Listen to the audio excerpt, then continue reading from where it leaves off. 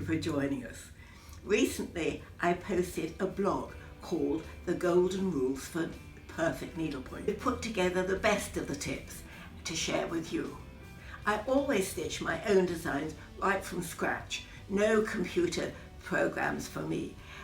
During that stitching, I just learned so much, and sometimes, in fact quite often, things not to do.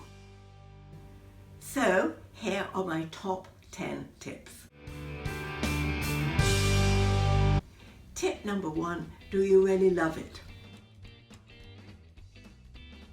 Needlepoint takes quite a long time to stitch, and first of all you have to assemble all materials, then you have to stitch it, then it has to be made up beautifully. So it is really, really important that every time you see your piece, it gives you pleasure. When you choose, it may be the technique that fascinates you, the stitches that captivate you, or just purely the wonderful colour scheme that will look lovely in your house.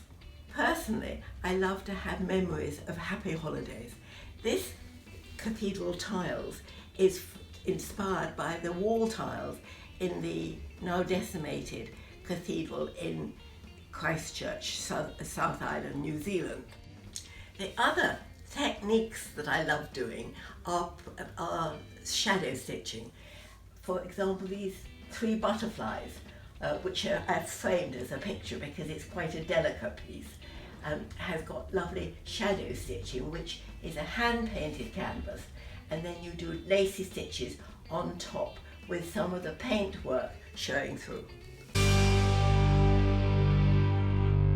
Tip number 2, keep your eyes open.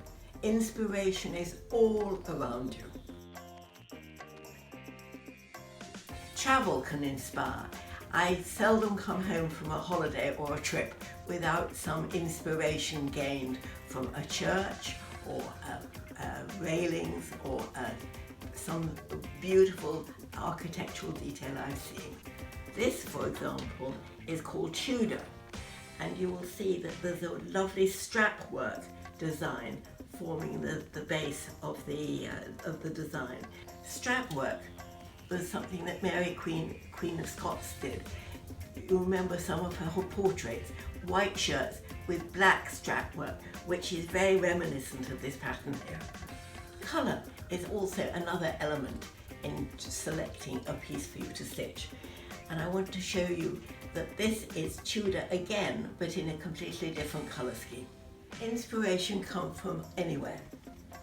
For example, this vide poche originally was in porcelain. It's what a gentleman would put on his dressing table, and it's got a dip in the middle with slightly built up sides on all 4 corners, so that he can put his cash out of his pockets at the end of each day. So my suggestion to you is keep a scrapbook, and anything that takes your imagination, cut it out and keep it for future reference. Tip number 3, join a group of like-minded stitchers. It's great to see what other people are stitching, share tips and make new friends. I know a lot of our viewers are American, so in America there is American Needlepoint Guild and Embroidery Guild of America that both have exciting programs that you can join for local classes and national events.